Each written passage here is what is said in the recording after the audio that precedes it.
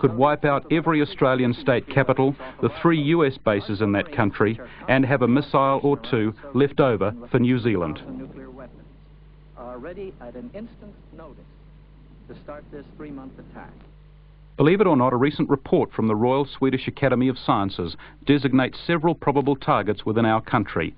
They include the Whenuapai Air Force Base near Auckland. Of course, it's all pure guesswork. Why would the Soviet Union have the remotest interest in somewhere like Whenuapai? Some peace campaigners in Auckland have recently made such a guess. The New Zealand Air Force has just completed some very sophisticated refits to its Orion reconnaissance aircraft. New equipment means the planes can not only pick up distressed yachts and fishing boats breaching our territorial waters, they'll also be able to detect submarines with pinpoint precision. Military and civilian personnel who've worked on the Orions have told the Auckland peace campaigners that as part of the beefed-up communications system, each aircraft could now be put in direct contact with the Pentagon War Room in Washington.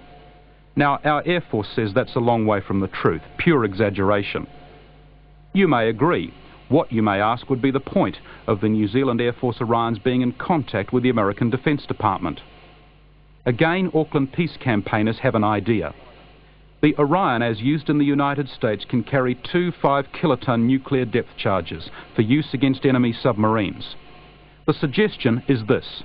Under our ANZUS obligations, New Zealand Air Force Orions with their new sophisticated sub-hunting equipment could one day be called on by the Americans in a nuclear crisis to help find and destroy Russian submarines using American-supplied nuclear depth charges. Sounds far-fetched? The scientists against nuclear arms don't think so. If they're right, we can well imagine why Whenuapai Air Force Base might be a target.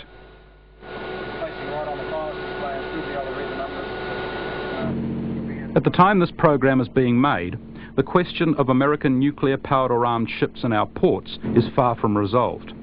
But once again, the possibility of a strike on Auckland because of the presence of an important US warship cannot be ruled out by even the most optimistic observer. The publishers of Grapevine magazine, using a scenario drawn up by scientists to apply to hundreds of cities all over the world, in a recent issue outlined the likely effects of a 1 megaton blast over central Auckland. Remember, 1 megaton is about the yield of one of the missiles carried aboard a Russian Delta-class submarine.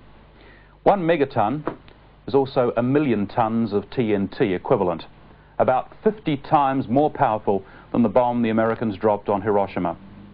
Here's what would happen if a 1 megaton nuclear device was exploded over Auckland's chief post office. The warhead would probably explode about 2.5 kilometres up. 1 second after detonation, the fireball would be about 2 kilometres wide. At the centre of that fireball, the temperature would be 100 million degrees Celsius, about 8 times hotter than the core of the sun. The fireball would burn at that rate for approximately 10 seconds. Ground zero for this blast would be everything under that fireball: the central city, Ponsonby, Parnell, Newton, Devonport. Within that area, people, cars, windows, everything would be vaporised or levelled in a fraction of a second. There'd be nothing left of people save their shadow. A second or two later, a great blast wave of wind like a giant hand would descend, crushing everything beneath with colossal force. And all of the fragments crushed by that giant blast wave would then be forced outwards at around about 800 kilometres per hour. Now, further out from the centre of the blast, let's say 5 kilometres away, would be somewhere like the Auckland suburb of Balmoral. If you were, say, standing at the traffic lights about to cross the road, you'd realise for a fraction of a second that something had happened. You'd see an incredible flash of white light, then a spasm of pain on your face, hands and legs, before being transformed just a second or two after the blast into a charred corpse. Then a second or two later, your body, along with the bodies of hundreds of thousands of others within this 5K radius, would be buried under tons of disintegrating wood and masonry from that awesome blast wave. About 8 kilometres away from the centre of the blast would be somewhere like Westlake Boys High School in the suburb of Milford on Auckland's North Shore. Let's imagine a class of sixth formers, 16-year-olds, in an upper-storey classroom. Those looking out the window toward town as the flash occurred would be instantly blinded. Then the heat from the blast would cause third-degree burns on their exposed flesh. Their clothing would burst into flames along with everything combustible in their classroom. Flying glass fragments would then tear through the class like bullets as the blast wave shattered the windows. We've been able to give just a few examples of the sort of devastation that would occur in the event of a nuclear device exploding over Auckland, but the destruction would go much further than we've been able to describe. About a quarter of the city's population would die from the blast. Another quarter would be seriously injured. Most of them would die where they fell. Another quarter would die from the after effects of radiation. If you live in Auckland, maybe you've been able to figure out where you would fit into a day on which a 1 megaton nuclear device was exploded over your city. If you live somewhere else, you can probably easily superimpose these dreadful effects upon your own environment. There is, however, little point in such speculation if there's only a small chance the superpowers will use the weapons at their disposal. At this point, it's worth looking at some of the grim realities of what's actually happening.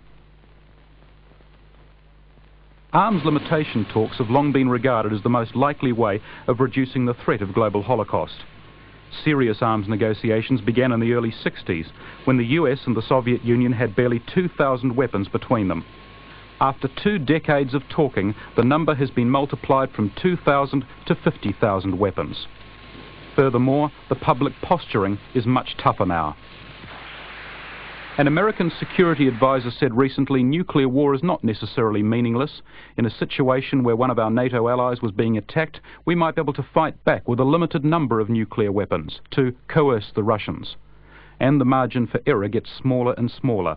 The missiles now being installed in Western Europe put American nuclear warheads about 8 minutes away from Red Square in Moscow. One can only imagine how nervous that must make the Soviet Union. If they think American missiles are on the way, there's precious little time to find out if what they're seeing on their radar screens is the real thing.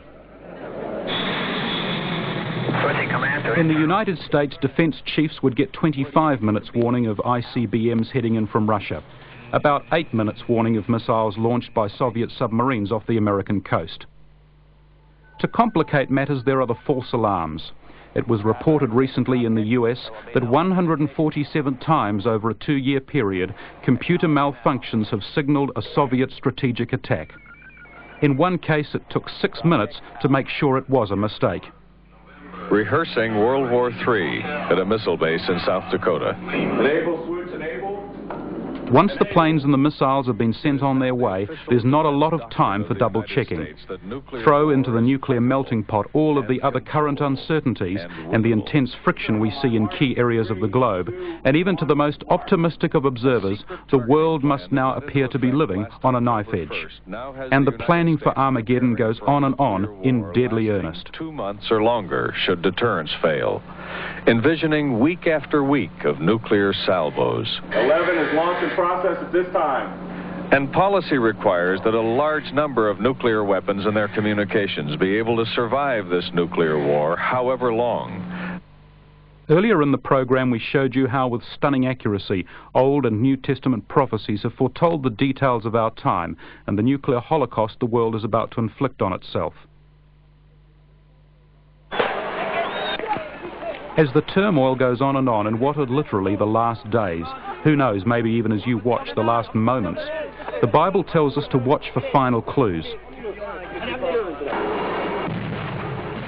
It points us to the Middle East, to a time when this region will be the focus of world attention and concern as never before.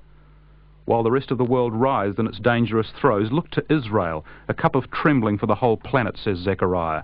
It says, look for a time when Israel is surrounded by enemies. There's never been a time when Israel has been of more concern to international stability or when it's been surrounded by so many countries dedicated to its overthrow. Military forces at a pace that shows no signs of... The Bible also directs us in the book of Ezekiel to look at the activities of the Soviet Union. The prophet warned us about Rosh, the Old Testament name for Russia.